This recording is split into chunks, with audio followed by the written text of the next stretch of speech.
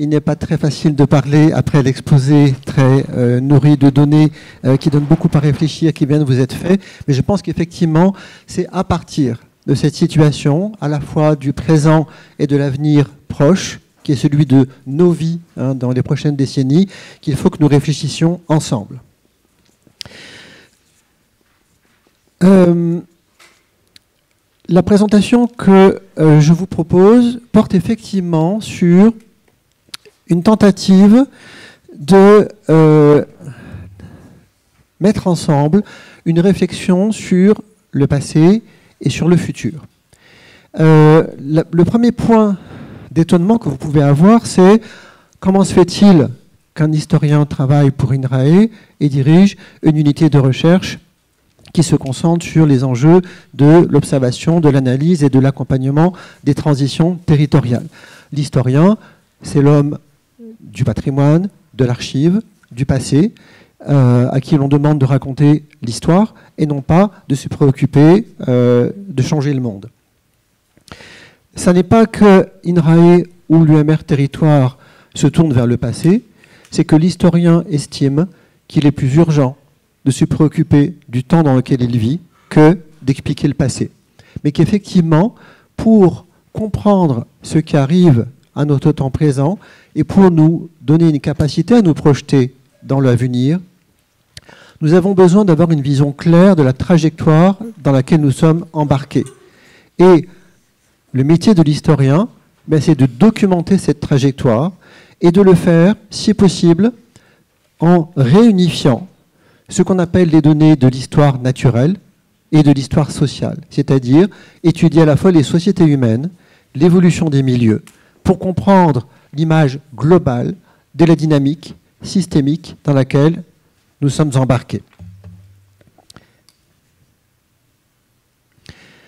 Alors, comment fait-on ce chemin de l'histoire à la prospective? Eh bien, il faut d'abord bien comprendre que notre temps présent, marqué par le changement climatique, mais un changement climatique qui a des effets induits sur la biodiversité, sur nos consommations, sur nos modes de vie, bref, ce changement global implique effectivement de développer une nouvelle forme d'intelligence située. Et c'est là effectivement que je veux être très précis sur les mots. On ne peut plus aujourd'hui faire de la science comme on en faisait il y a un demi-siècle, en donnant tout le temps au travail de laboratoire et au travail d'enquête pour documenter patiemment le réel et trouver des régularités, tout simplement parce que l'histoire se précipite et parce que l'époque que nous vivons est justement une époque, d'une certaine manière, je dirais presque de révolte des objets du monde. Le monde ne répond plus aux régularités que la science avait pensé documenter sur les époques passées, que ce soit le vivant, la matière, nos objets techniques qui envahissent la planète, nos modes de vie, eh bien, partout, sur tous les plans, les régularités reculent, les fluctuations augmentent, les incertitudes deviennent dominantes. Comment produire une connaissance scientifique dans un monde marqué par le principe de fluctuation et d'incertitude? C'est le défi qui est posé à la recherche, et notamment à la recherche publique. Donc, la recherche doit se transformer pour être pertinente dans le contexte de notre temps présent. D'où l'idée qu'il faut, bien entendu, déjà répondre au défi de l'interdisciplinarité, sortir d'une recherche en silo qui ne s'intéresserait qu'à un thème, un objet, une variable, parce qu'effectivement, le changement, il est transversal et il fonctionne comme un système, c'est-à-dire qu'un compartiment a des effets sur les autres et qu'on doit comprendre effectivement de manière systémique le processus historique dans lequel nous sommes tous embarqués. Et puis, et j'insiste sur ce point, nous n'avons plus, en tant que chercheurs, de position d'extériorité neutre, objective, tranquille, qui nous permettrait d'avoir un regard clinique sur le monde. Le monde dans lequel nous produisons nos recherches, c'est le nôtre, nous n'en avons qu'un, et nous sommes, comme tout le monde, inquiets, anxieux de la situation générale, et les recherches que nous produisons, elles sont marquées par ce temps de l'urgence et par l'idée que nous sommes impliqués, que nous le voulions ou non. La science est impliquée dans le temps présent, et il en va de quelque chose pour nous que le pire des scénarios ne se réalise pas et que nous travaillons collectivement, chercheurs, décideurs, acteurs de la société civile, à transformer les choses. Alors, comment passe-t-on effectivement d'une connaissance documentée du passé à une analyse juste des enjeux du présent et à une réflexion sur la prise en charge du futur? Pour l'historien des enjeux d'environnement que je suis, un point qui est bien documenté, c'est ce qu'on appelle la grande accélération. L'idée, effectivement, que nous sommes dans un processus d'accélération, d'emballement généralisé, et que le vieux rêve prométhéen de l'humanité de maîtriser la matière et la vie nous échappe. Nous sommes dans une phase, effectivement, qui n'est plus une phase d'évolution maîtrisée, qui est une phase où ce que nous pensions tenir, et voilà le mythe du savant qui a une vue générale sur le réel, qui est capable de dire l'avenir, tout cela se casse la figure et nous devons réapprendre une modestie nouvelle qui ne doit pas être, et c'est ça le danger, un retrait sceptique sur l'action. Donc comment être modeste et ambitieux d'une nouvelle manière, c'est ça le défi qui est posé à la recherche. Pour moi, nous sommes dans un contexte historique très particulier, et là je vais vraiment cibler le contexte des quelques mois dans lesquels nous sommes engagés là, puisque que ce soit à l'échelle de la France, de l'Europe, de l'Amérique du Nord, de ce qui se passe plus à l'est ou au sud, on voit bien qu'il y a un phénomène majeur que nous ne pouvons pas taire, qui est, pour le dire d'un seul mot, un choc en retour sur la prise de conscience de la gravité de la crise environnementale, une forme de backlash qui fait que la tentation du déni ou la tentation de la panique travaille l'ensemble des sociétés. Bien entendu, cette panique ou ce déni n'arrive pas spontanément dans nos sociétés. Ils sont produits politiquement, médiatiquement, par des acteurs qui ont intérêt soit à la panique, soit au déni de la gravité du changement climatique. Et donc, nous devons non seulement produire de la connaissance dans l'urgence pour transformer nos systèmes, mais il faut, et là c'est la leçon de l'historien, c'est que l'histoire, ce n'est pas simplement l'évolution vers une maîtrise rationnelle du monde. L'histoire, c'est aussi une dimension tragique, c'est aussi de l'événement, c'est aussi du conflit. Et on voit bien, à travers ce qui s'est passé dans les élections américaines, que les sociétés développées notamment sont dans une phase que j'appelle de refus d'obstacles, c'est-à-dire que à la fois le cheval et le cavalier n'arrivent pas à sauter la haie. Et donc, on bute sur le changement, l'entrée dans la transition, et on est dans une crise d'une incapacité à dépasser les blocages du présent et à se projeter dans un futur viable et désirable. Je vais esquisser vraiment à très grands traits comment on en est arrivé à cette crise environnementale généralisée. D'abord, vous pouvez voir partout des débats très enflammés sur à partir de quand est-ce que l'humanité a commencé à dérailler, quand est-ce qu'on a rompu l'équilibre des relations société-milieu. Ce débat, il peut intéresser les spécialistes. À vrai dire, il est sans fin. Et pour moi, il n'est pas le plus urgent. Le plus urgent n'est pas de dénoncer des coupables dans le passé, puisque la leçon numéro 1 de l'histoire, c'est qu'on ne refait pas le passé. On peut le re-questionner, on peut l'interroger, on peut le penser, mais on ne peut pas le modifier. Le passé est joué, et faire le procès du Moyen-Âge, ça n'a pas de sens. Donc, l'idée, c'est plutôt d'avoir un débat sur quelles sont les injustices, quelles sont les inégalités que nous avons héritées d'un rapport au monde dysfonctionnel et non durable.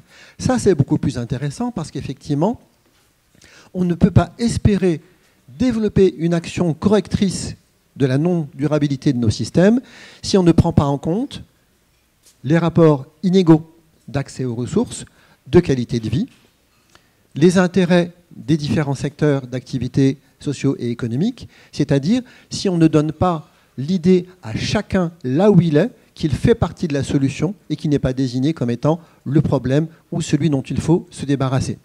Donc, il faut un inventaire juste, rigoureux et critique, effectivement, des situations très inégales face à l'impact du changement global. Alors, l'humanité est inscrite depuis longtemps dans une tendance à la croissance démographique, mais cette tendance s'est emballée à partir de l'entrée dans l'ère industrielle, avec une accélération majeure dans l'après-1945, qui a évidemment un effet majeur sur l'empreinte globale de l'humanité sur l'environnement, mais il faut se garder tout de suite d'avoir un raisonnement de type malthusien qui dirait « soyons moins nombreux, tout ira mieux », puisque là aussi, inégalité très très grande. Il y a une partie considérable de l'humanité qui a une empreinte très légère sur l'environnement et une minorité qui a une empreinte très forte et non durable. Et donc, la question n'est pas intrinsèquement le nombre, la question c'est la qualité de la relation société-milieu, très inégale selon les territoires.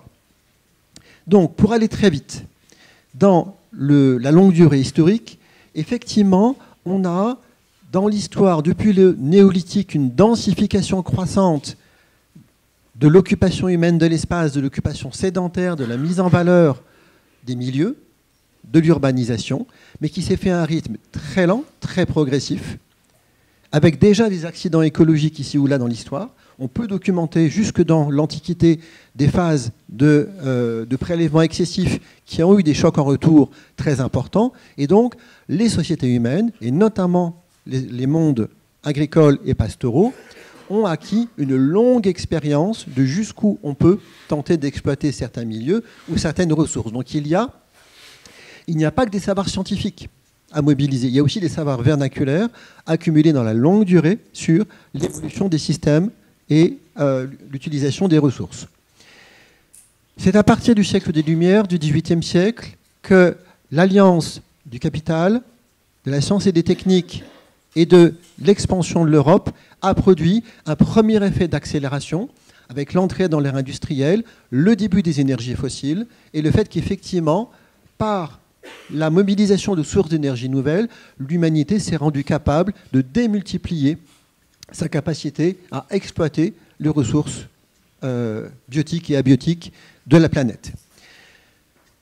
Il y a une corrélation évidente entre l'entrée dans l'ère industrielle et l'expansion de l'Europe, une expansion qui n'a pas simplement été l'histoire de la colonisation, qui a été aussi une logique d'émulation avec d'autres puissances, le Japon, la Chine, etc., qui sont rentrées dans la compétition pour la maîtrise des marchés, pour la recherche d'une meilleure compétitivité, pour gagner des marchés à l'exportation, et donc un certain modèle de développement économique s'est généralisé entre la fin du XIXe siècle et le dernier tiers du XXe siècle, qui explique effectivement que, à la fois, un modèle industriel très intensif, un modèle agricole allant pour l'essentiel vers l'intensification, ont produit un effet de dépassement de ce qu'on appelle aujourd'hui les limites planétaires.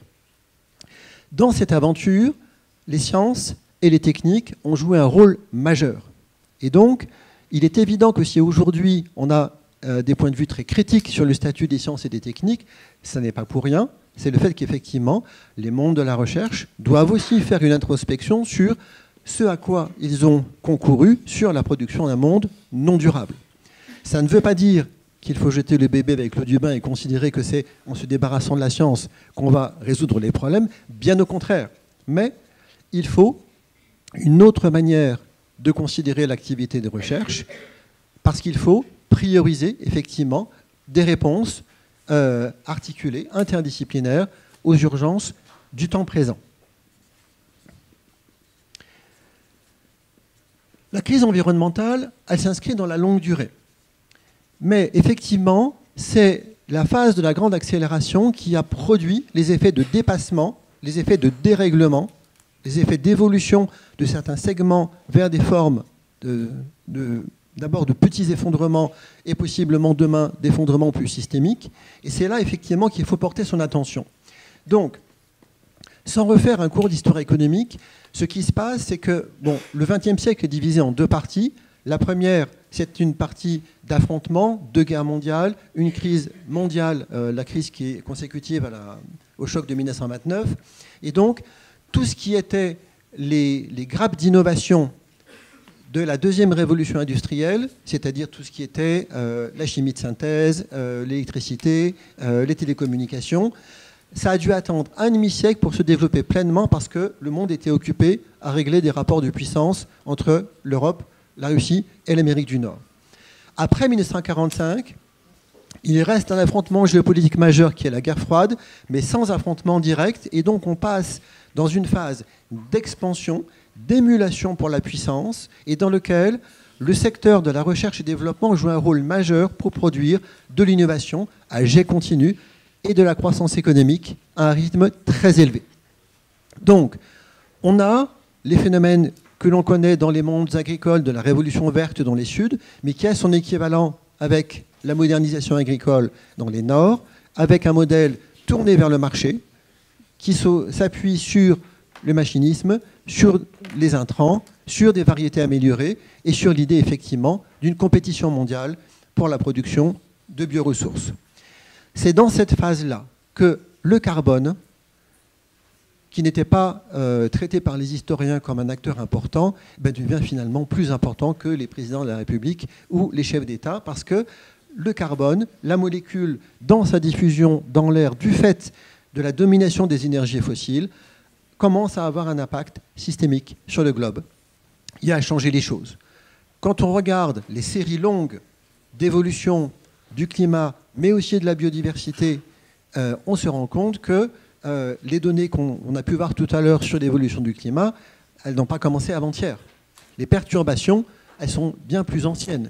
Et par exemple, des observateurs britanniques, dès le début du 19e siècle, voyant l'effet de la pollution sur les grandes villes, mesuraient aussi des changements dans les températures, dans le climat des villes, liés, alors c'était des microclimats liés au début de l'ère industrielle, mais l'idée que l'activité industrielle modifie les climats, elle a 200 ans. C'est-à-dire qu'il ne faut pas imaginer qu'on vient juste de découvrir la réalité et que ça y est, on va se prendre par la main. Des lanceurs d'alerte, il y en a dès le tout début de l'ère industrielle. La question c'est, sont-ils écoutés et jusqu'où dans l'action et dans les orientations qui sont prises. Donc, le temps des alertes, je dirais que effectivement, c'est depuis les années 1960. Pour l'essentiel, c'est Silent Spring de Rachel Carson, l'océanographe américaine qui a documenté la crise de la biodiversité liée au DDT dans les plaines de grande culture américaines. C'est évidemment le Club de Rome, avec son rapport sur les méfaits de la croissance, The Limits to Growth, qui ont effectivement produit un effet d'alerte visible, pris en compte dans les débats internationaux. Encore une fois, il y a eu des alertes auparavant, mais là, elles avaient une caisse de résonance suffisante pour être entendues. Et vous avez tout le cycle des grandes conférences, la création du programme des Nations Unies pour l'environnement en 1972, la conférence de Stockholm, et ensuite Rio, Johannesburg, etc. Je ne refais pas l'historique. On a effectivement un début de connaissance scientifique bien documentée du changement global, des grandes conférences internationales, des décideurs qui sont informés, des projets de changement de trajectoire qui sont proposés, des prospectives qui documentent les risques de ce changement global si on ne maîtrise pas la trajectoire. Et je dirais que finalement, le gros problème, c'est qu'on fait tout trop peu, trop tard, et pas partout, et parfois avec des évolutions qui vont carrément dans le mauvais sens. C'est-à-dire que le problème n'est pas le constat, le problème, ce n'est pas les données, le problème, ce n'est pas la compréhension des enjeux, le problème, c'est la décision, son implémentation. Et d'où l'idée, effectivement, que la question qui nous est posée, c'est quelles sont les échelles pertinentes dans notre temps présent de toutes les urgences pour essayer de sortir des verrouillages, des blocages et de ce que j'appelais tout à l'heure l'alternance entre le modèle du déni et celui de la panique. On peut se poser sérieusement la question de savoir si les États-nations, et la France est le modèle historique de l'État-nation, sont les bons acteurs pour implémenter le changement souhaitable. On voit bien à quel point le débat public en France est bloqué. Ce n'est pas simplement conjoncturel lié à la configuration des dernières élections à l'Assemblée nationale. Ça fait quand même pas mal de temps que l'action publique a perdu de son efficacité parce que l'action publique est au cœur de toutes les luttes d'intérêt et qu'on a toujours des arbitrages par le plus petit dénominateur commun qui empêchent de choisir les solutions les plus audacieuses et les plus courageuses. Ça fait 50 ans en France qu'on fait de la prospective. Quand on fait l'histoire de la prospective, on remarque une chose assez étonnante. Les prospectivistes, ils font toujours des scénarios business as usual et ils testent des variables et ils ont toujours un scénario soit orienté vers la catastrophe, soit vers le fait que tous les signaux passent au vert et on arrive à dépasser tous les verrouillages. Eh bien, en réalité, l'impact de la prospective qui a été faite par les plus grands cerveaux de l'époque est quasiment nul parce que c'est systématiquement le business as usual qui est implémenté. C'est-à-dire qu'on fait toujours des scénarios dont les versions courageuses sont effacées dès la lecture du rapport par les acteurs de la décision. Donc, à quoi sert-il de faire des projections sur l'avenir si nous ne sommes pas capables collectivement de prendre les décisions de correction de trajectoire, voire aujourd'hui de bifurcation, qui permettraient de faire autre chose que d'aller, suivant la métaphore que vous préférez, dans le mur, vers la falaise ou vers la pente glissante. Donc, comment fait-on? La question qui se pose et qui est très discutée dans les milieux scientifiques, c'est où est l'échelle de pertinence de l'action pour les transitions? On l'a bien dit, le changement climatique, il est global, mais il a des déclinaisons très très différentes suivant les territoires. Et on peut aller jusqu'à l'échelle de la commune pour voir effectivement que l'impact sur les terres de l'exploitant X ou de l'exploitant Y ne vont pas être impactés du tout de la même manière. Il y en a un qui va devoir reconvertir son activité et l'autre qui pourra continuer. Donc, où est l'échelle pertinente pour l'action? Eh bien, l'échelle sur laquelle, pour le moment, on essaye de miser, c'est celle des territoires vécus. C'est celle, effectivement, où vous avez vos vies, des affects, des attaches, pour lesquelles il en va de quelque chose pour vous. Et donc, il est possible, même dans une société aussi clivée que la société française, d'organiser un débat à peu près pacifique et ouvert à l'échelle des territoires de vie. Pour autant, ce n'est pas là qu'on fait la loi qui oriente la fiscalité, par exemple, le droit s'appliquant aux ressources, etc. Donc, la question, c'est comment on articule un archipel de territoires d'expérimentation pour les transitions avec les blocages normatifs qui se font à l'échelle des États-nations et pour nous à l'échelle de l'Union européenne. Donc, on a besoin parfois de déverrouiller aussi la loi ou la fiscalité et donc il faut là arriver à agir pour débloquer les échelons nationaux et internationaux. On ne peut pas tout faire à l'échelle locale. On ne peut pas tout traiter dans le small is beautiful. Et donc la question, finalement, c'est comment on crée une logique multi-échelle pour implémenter les transitions nécessaires. Le problème pour cela, c'est qu'il faut faire les ménages devant sa porte. Nous n'avons plus, et là c'est l'historien qui parle, les élites intellectuelles, scientifiques, politiques, culturelles, adaptées au temps présent. C'est-à-dire que les réflexes des jeux de pouvoir, des jeux médiatiques, des jeux de représentation, mais les scientifiques aussi doivent faire le ménage devant leur porte. La manière de faire carrière dans les mondes scientifiques ne sont pas adaptées à l'urgence du temps présent. Il faut une remise en cause généralisée de nos pratiques, de nos manières de considérer ce qu'est l'excellence scientifique, par exemple, pour aller vers, effectivement, d'abord plus de modestie, un dialogue ouvert aux acteurs, qui sont les parties prenantes du changement dans les territoires, pour redonner une crédibilité, une audience à la recherche scientifique et technique. Mais pour cela, il ne faut pas être naïf. On ne peut pas dire, effectivement, tout le monde est chercheur, tout le monde a raison. Il y a des données, il y a une réalité. Et même si l'histoire, c'est l'art du récit, c'est l'art d'un récit documenté, et on n'est pas dans les réalités alternatives. Et vous voyez bien le danger, effectivement, d'avoir un champ politique qui, faute d'avoir le courage d'affronter la réalité, va vous raconter des histoires, y compris en laissant croire qu'on peut revenir aux 30 Glorieuses en France. Retrouver le plein emploi, la croissance à 5% par an et de la consommation de masse, sans se poser le problème de savoir d'où seront extraites les produits de cette consommation de masse. Alors, je vais aller assez vite sur cette section, parce qu'il faut garder du temps pour discuter.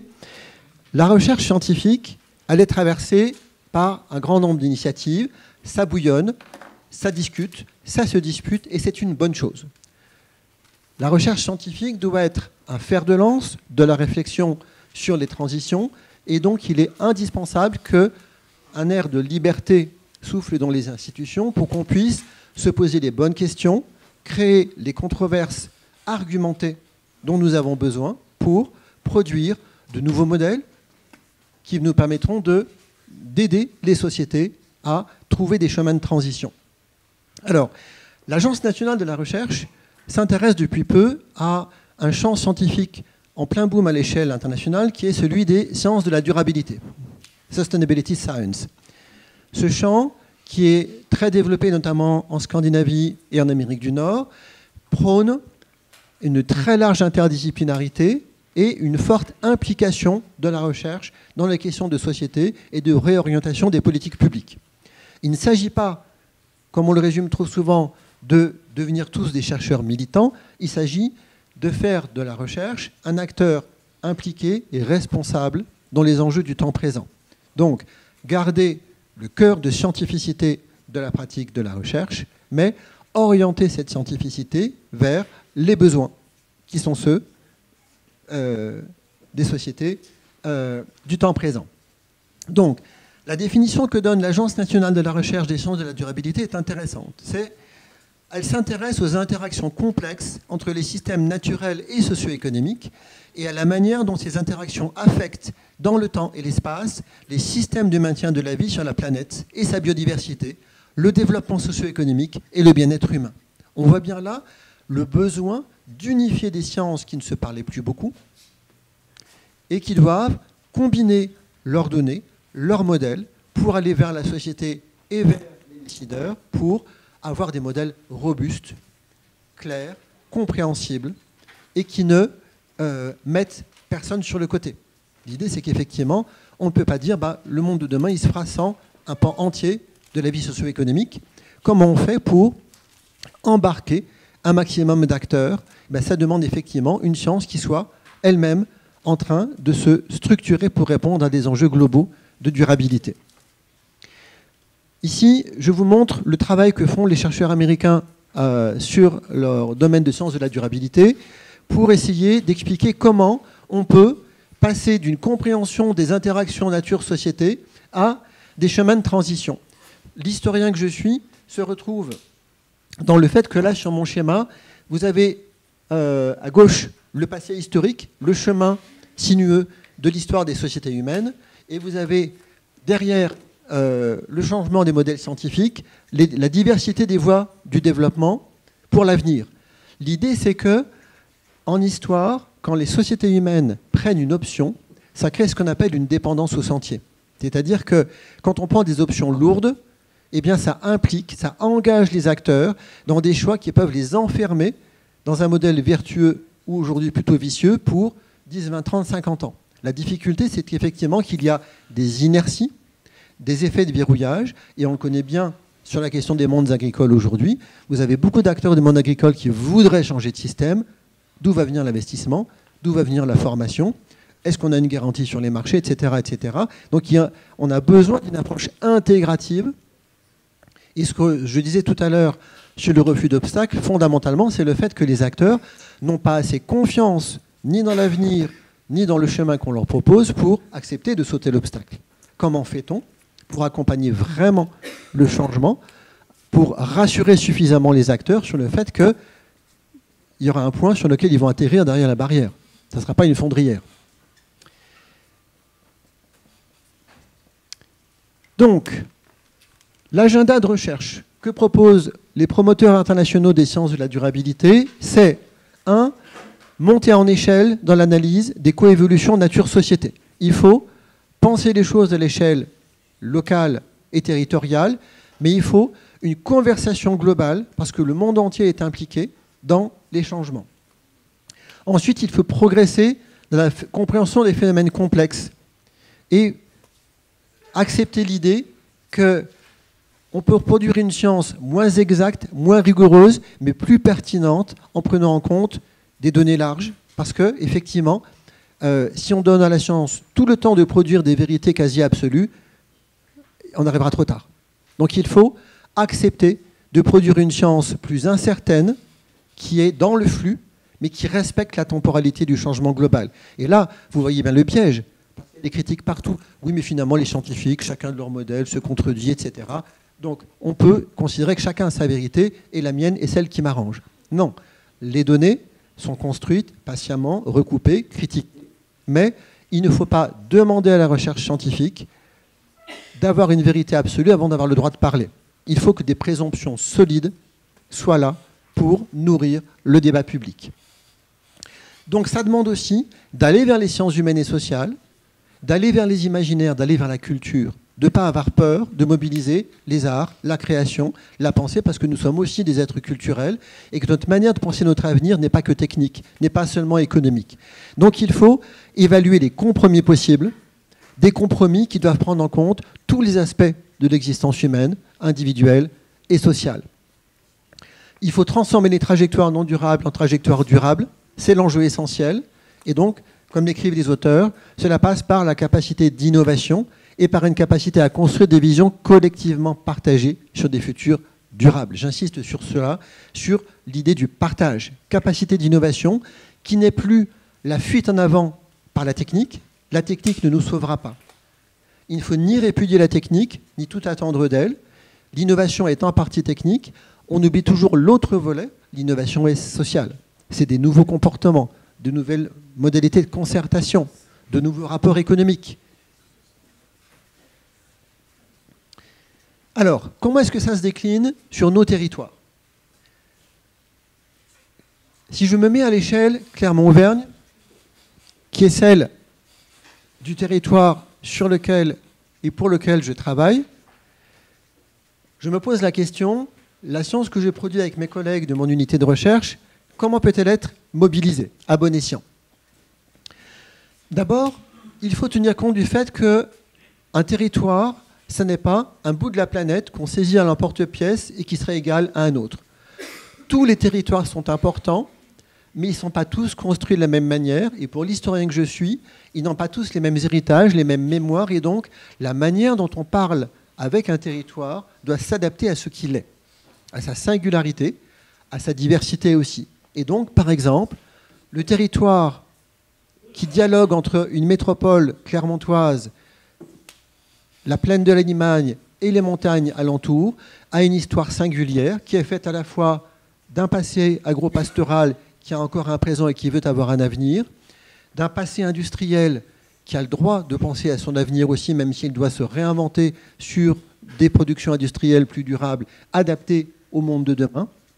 Et donc, il faut penser cet équilibre. Tous les territoires n'ont pas ce genre de dualité entre héritage industriel et agricole. Et sur la région Clermont-Auvergne, c'est une des réalités fortes qu'il faut prendre en charge. Il y a le fait effectivement que Clermont-Ferrand est une ville d'interface, une ville à la fois entre plaine et montagne, mais aussi qui a cette fonction un peu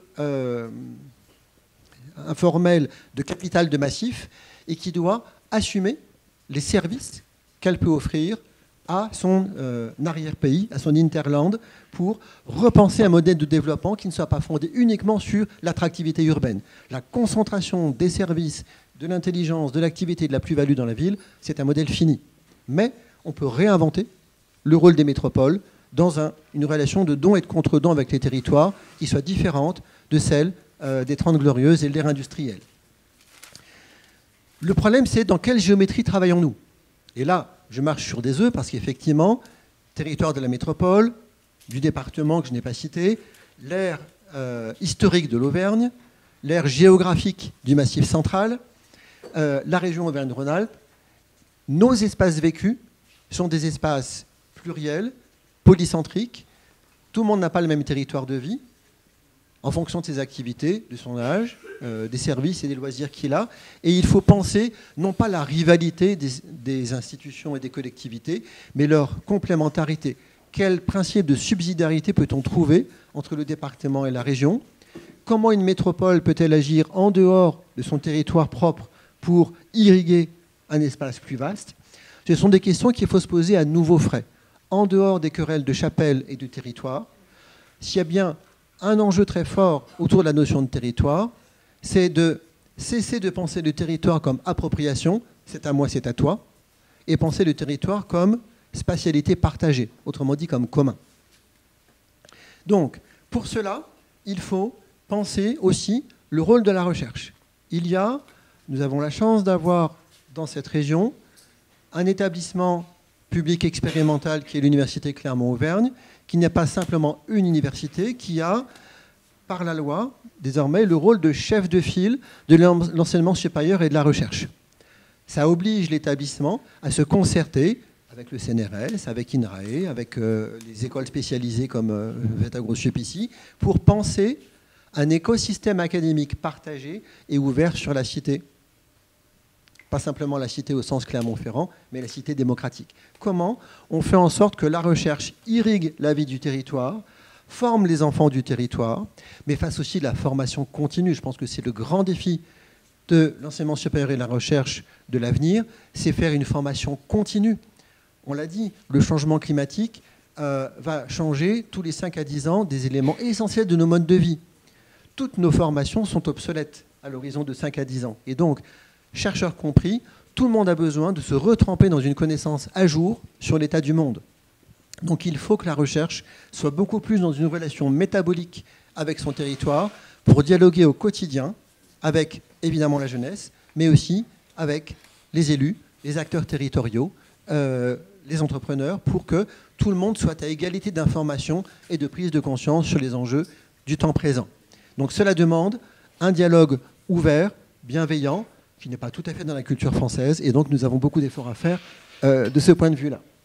J'en arrive à la fin de mon intervention.